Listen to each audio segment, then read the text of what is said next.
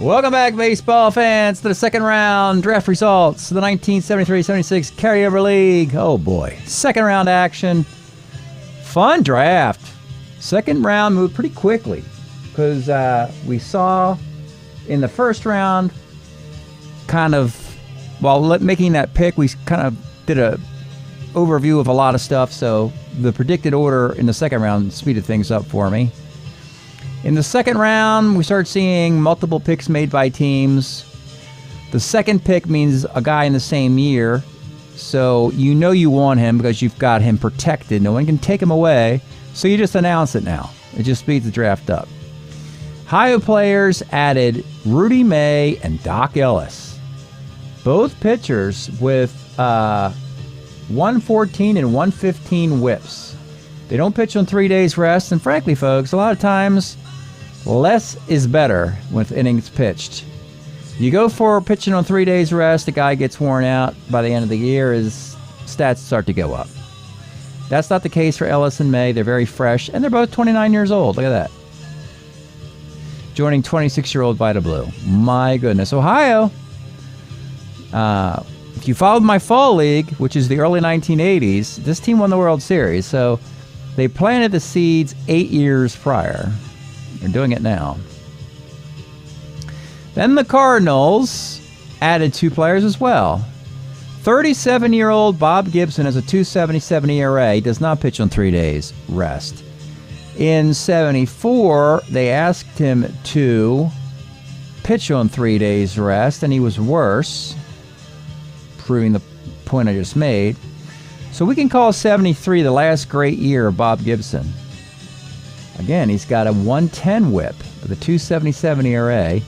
And John Curtis is a really nice year in 73, pitching on 3 days rest. Good for him. Though the whip is 139. But good enough to get them both at the top of the Cardinal rotation. New York Yankees made a deal. We'll look at that here. The trades that have occurred to this point. We've had Jim Cott was traded, hasn't been selected yet, but he was traded. Jerry Royce was traded. Tom McGraw was traded. He hasn't been selected yet.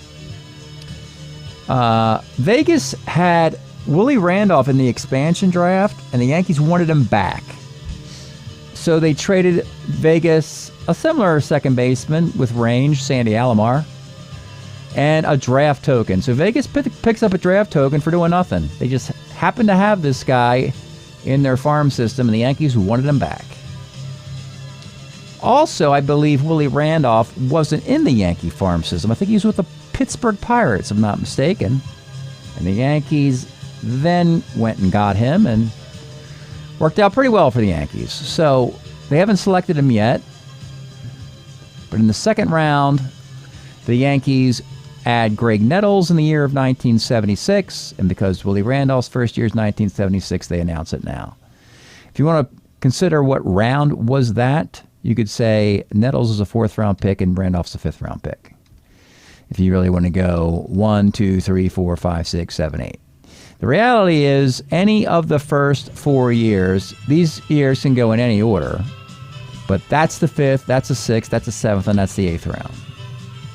Moving on, Florida, they had the Commissioner Awards. They have multiple picks. Between the 2 rounds, the first round and the second round, they added Jose Morales, took him away from the Expo organization, he had back-to-back 300 years, by the way, 301 and 316, which is a shame for the Expos because they were going to take Morales later in this round, and they first come, first serve. You can't have 2 Jose Morales in the league at the same time, and the Florida Marlins got theirs in first. This is going to happen to another player in this round. I'll show you that a little bit later. But Jose Morales will back up Gary Carter. They also, with a regular pick, they added 73 Manny Mota and 73 Louis Aparicio, his last good year. He's 39 years old, playing shortstop. It's not good for your shortstop to be over 35, but Aparicio is trying to break those rules. White Sox didn't want him anymore. They thought his range was gone. He's a 327. Next up, your Seattle Mariners. Oh, they're doing it again. Well, they improved Ross Grimsley. Now they improved Steve Busby. Steve Busby Gets to a 3.08 ERA and a 120 whip. So, the Mariners are going to try and do this thing with good starting pitching. Good luck. Yeah. They also added Danny Thompson, a decent shortstop hitting 270. Tragedy befalls Danny Thompson. He passes away in the late 1970s. Sad story to him and his family there. Next up, the Dodgers. Oh, yeah. They added Mike Marshall to the bullpen. He only pitched 208 innings, 106 appearances, 83 games finished. I'll say that again. 83, not appearances. 106 appearances, which is ridiculous. 208 innings, which is ridiculous. But most incredulously, 83 baseball games Mike Marshall's trotting off the mound for the Dodgers. That, of all these records, that one will never... That's ridiculous. I mean, like, he might as well be selling popcorn at that point, or turning the lights on, or I don't know, putting a tarpaulin on the field or something. Being part of the grounds crew if he's going to stay on the field that long. All right, next up, the Twinkies. Oh, great pick. Anytime you see gray like this, it's a rookie. 1976 Lyman Bostock. He only hit 323. Hey, great move for the Twins. We have been bemoaning the Twins holding on to your Harmon Killebrews and your Tony Olivas for too long. They finally got a young stud. At least for a short time, tragedy befalls him.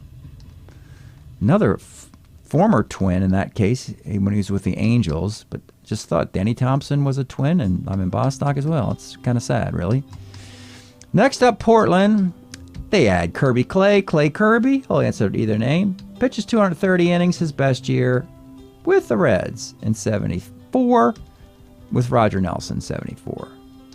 Oh, actually, they did that in the first round. They added Dick Bosman in 75 to their bullpen. Bits and pieces, just putting a pitching staff together. Nothing spectacular out of Portland. California added 2 more guys in the year 76. Gary Ross, his best year, 76. An ERA of 3 in 225 innings. Dave LaRoche, property of Cleveland, no more, property of California, with a 2.24 ERA. And once again, California will have an outstanding pitching staff to be wasted by a garbage offense. But they'll have one of the best pitching staffs in the entire sport. They're like the New York Mets without winning.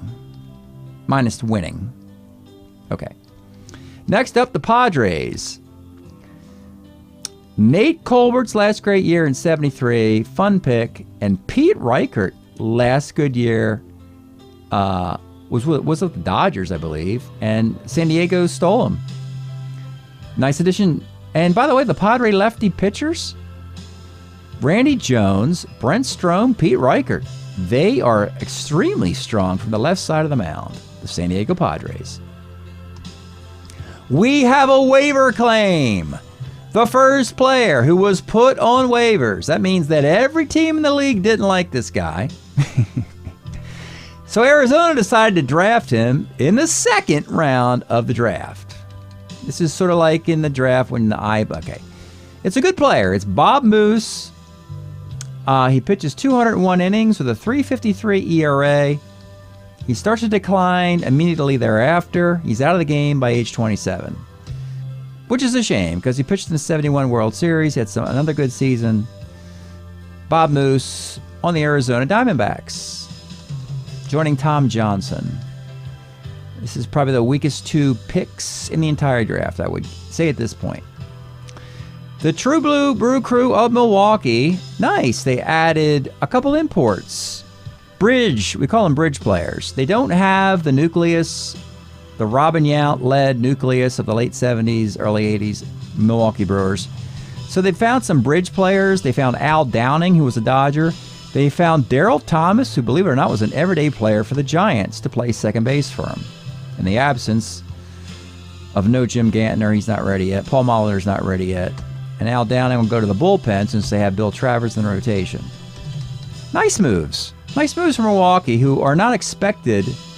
This division belongs to the White Sox and Kansas City, with the Twins as an outlier. But Milwaukee has really been playing spoiler. They don't stink. Houston may have added the best pair of first-year guys who aren't really first-year guys. Now, check these guys out. You see them in gray. 76, Jose Cruz and J.R. Richard. If you're wondering, Cruz was in our league 3 years ago. Then he had a decline. J.R. Richard started slow in his career, with 74 and 73, 4, and 5 being very mediocre. Both players have outstanding 76s. Welcome to the big leagues. J.R. Richard with a 2.75 ERA, he wins 20 games. And Jose Cruz is hitting 3.03. Now the Astros are looking more like the late 70 Astros that compete for the West. Eventually they'll have Joe Sambito and Dave Smith and Terry Poole and stuff like that. But right now, joining Cesar Cedeno, we can say Houston can compete for the National League West title. It's going to be difficult because the Giants and Dodgers are in this division as well. Cleveland in the offseason needed a lefty reliever because they traded away Steve McGorry the year before.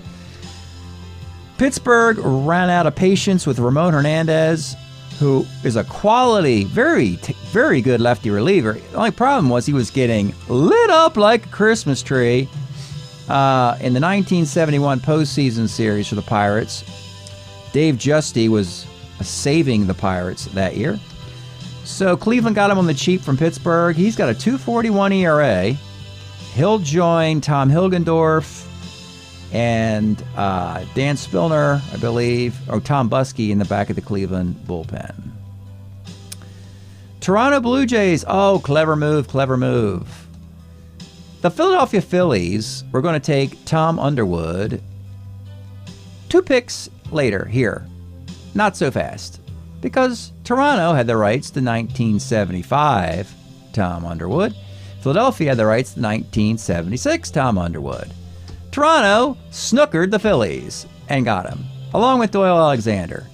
And if you recall, Toronto traded away a lefty in the... they traded Jerry Royce right here. Because they knew they could replace Jerry Royce in their roster with Tom Underwood. Now, Underwood's not as good as Jerry Royce, but that's a smart move for the Blue Jays, getting some value. They also have Bert Hooton, Doyle Alexander. Nice pitching. Toronto, pitching, defense, wretched offense. Awful. They couldn't hit a donkey in the hiney with a broomstick. They just can't hit. But they can pitch, these Blue Jays, and they don't even exist yet. They don't exist until 1977. Colorado Rockies added Dick Drago, and Dave Duncan. And we're just going to move on because that's completely uninteresting. The Phillies made the deal to get Tug McGraw, and they took his 75 card. It's a 2.98 ERA with a 1.16 whip. Good enough. They're happy. Mets are happy. Mets and Phillies, rivals, but still, they amicably moved along this transaction. I think both sides did pretty well. The Mets are going to take their guys a little bit later. Kansas City in 1976. Hey, Marty Patton. Guess what, folks? We know Dennis Leonard anchored this Kansas City pitching staff. Here's the problem. Marty Patton's actually better. At least in 76. He only pitches 141 innings, but he's got a 2.49 ERA and a 1.07 whip. So they're not really concerned about innings eating. Plus Larry Gura, another staple of the Kansas City rotation, he's better in the bullpen in 76 with a 2.30 ERA and a 1.06 whip. So they're going for quality innings versus quantity innings in Kansas City. Next up, the Pittsburgh Pie Plates. They're taking Al Oliver 1976, he hits 323. They added Manny Sanguini, it's 328. They added Dave Parker, he's hitting 308. Pirates won the World Series 2 years ago. They were ticked that they didn't get to the playoffs last year. Moreover, the Reds and the Pirates are simply ticked that they're in the same division. Because it means one of these teams is the wild card year in and year out, and one wins the division. And the Cubs and Cards, I don't tell you. I mean, just wait. You're just gonna have to wait a decade until the Reds and Pirates are irrelevant, which is gonna be it's gonna be a while before the Reds and Pirates are irrelevant. So just take your ticket, wait in the back. Baltimore added 1974 Mike Cuellar and 1974 Earl Williams. And believe it or not, Earl is a -1 arm catcher who had 254 and hits lefties pretty darn well. Mike Cuellar, 3.11 ERA, 22-game winner. Baltimore doesn't look as bad as we thought they were going to look. We know they're in the middle of the decade, and they're not nearly as good as they are in the beginning and end of the decade. But they can win the East. The Tigers went for the kids in the first round, Mark Friedrich, Ron LaFleur, and now they go back to the old men. 1973, Al Kaline and Norm Cash, twins, both 38 years old. Kaline at age 38 is a rangy 2 with a -2 arm in right field. And then Norm Cash puts his foot in the bucket, yanks him down the right field line to a slugging of .828. He just needs days off against left-handed pitching. We'll get him that. Vegas is going for defense and defense. They took Ken Berry. He's a 1E1 in center field. Ed Brinkman, he's not a 1E8 anymore, but he's a 2E26. They do it with defense. They're a poor man's Toronto. In a weaker division so that they can win it. Whereas Toronto has to play in the American League East, which is a gauntlet. Anyway. Hey, the Expos got young again. Thought they'd go after Larry Parrish. Turns out Larry Parrish is just kind of ordinary. So they went with Ellis Valentine instead. Ellis Valentine is better. He's 279. He's an ace stealer. He's got a -3 arm. He's got a 749 OPS. He joins Jerry White in the outfield. So eventually they'll have Cromartie. Eventually they'll have Andre Dawson. But right now it's Jerry White and Tito Valentine. Your Boston Red Sox doing some clever stuff. They got 74 Louis Tiant, 292 ERA, 73 Louis Tiant gave up 39 home runs. 74 Tiant only gave up 25 in more innings pitched.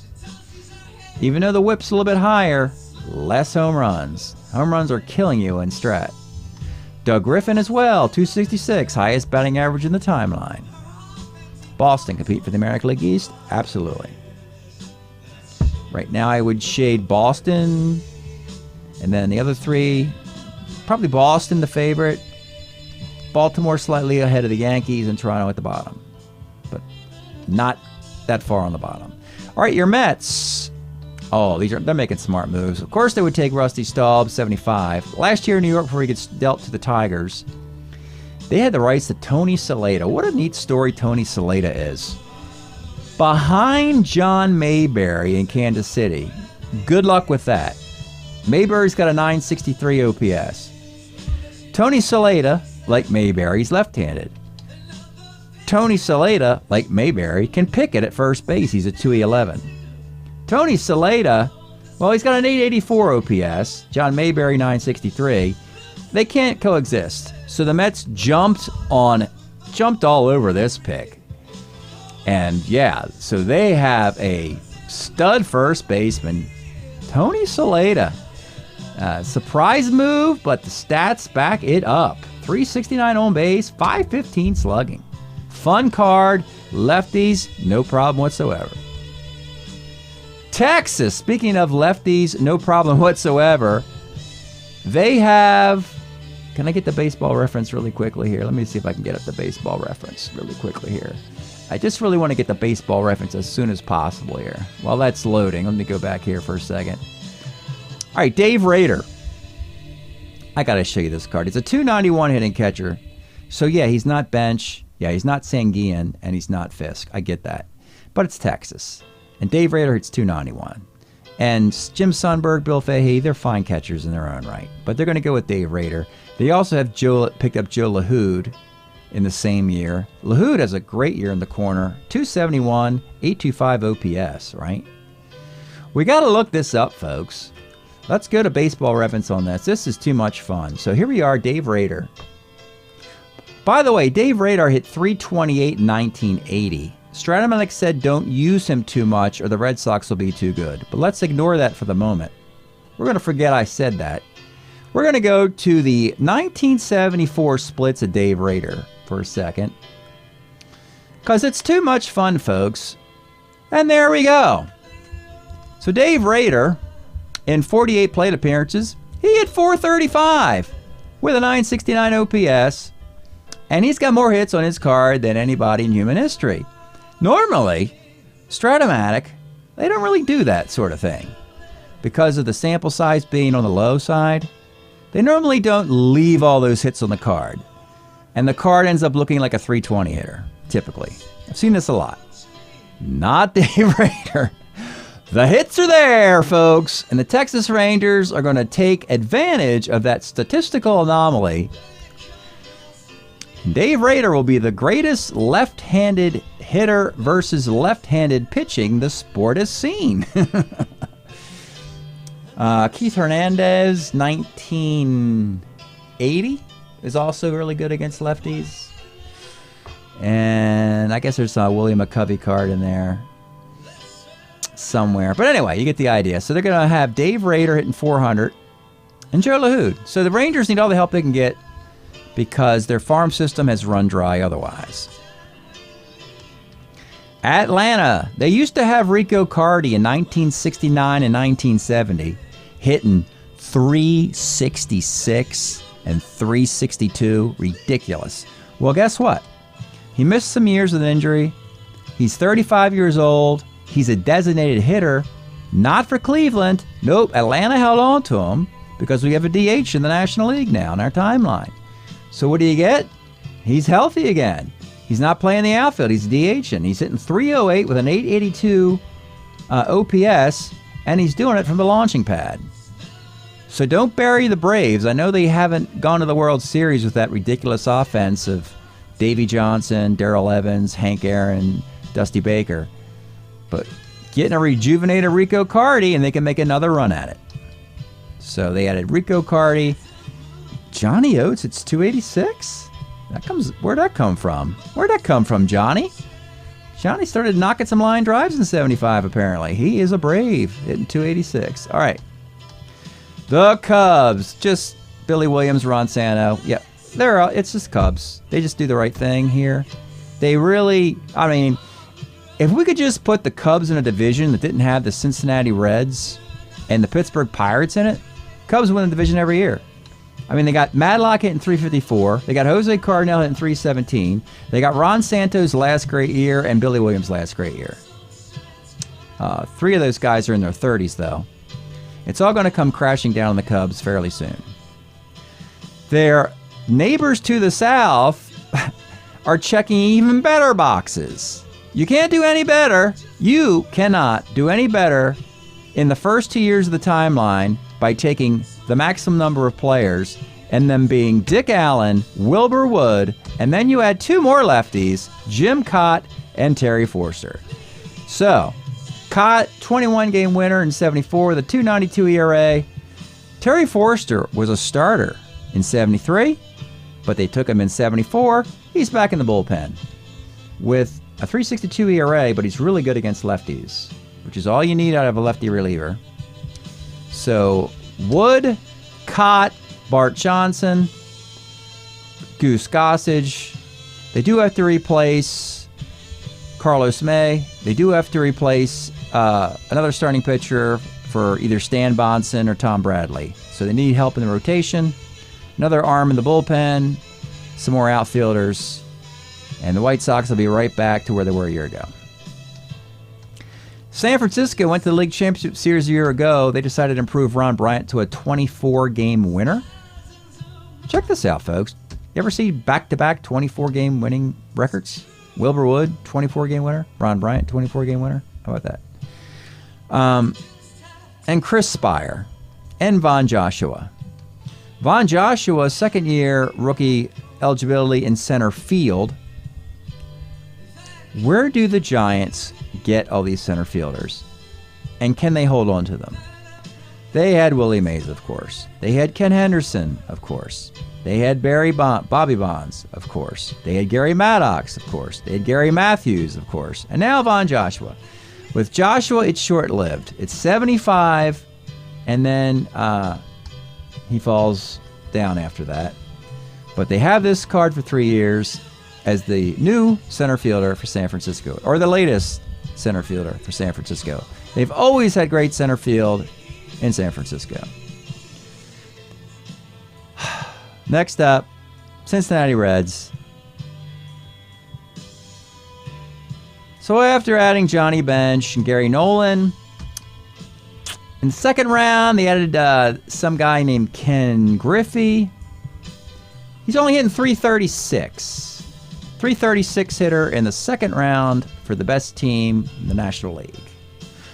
They did not add a second guy in the year of 76 because they simply couldn't decide whether they should put Cesar Geronimo in his best year, put Dave Concepcion in his best year, put Joe Morgan in his best year, add Pat Zachary in his best year, move Pete Rose to third base in his best year.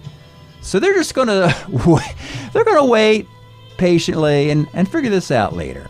It's an embarrassment of riches. They can't even screw the thing up. It's ridiculous for Cincinnati. I don't know how they can miss the World Series at this point. They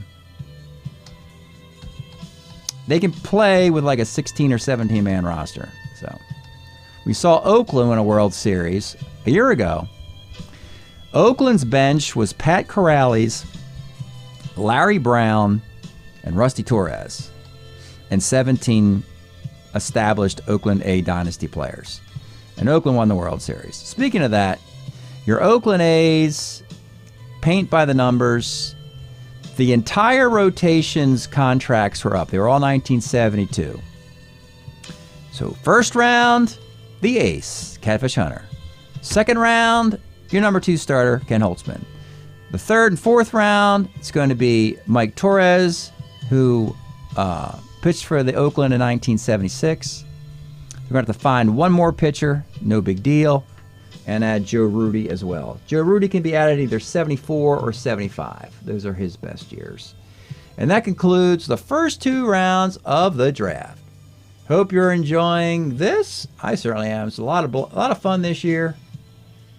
We'll see you next time.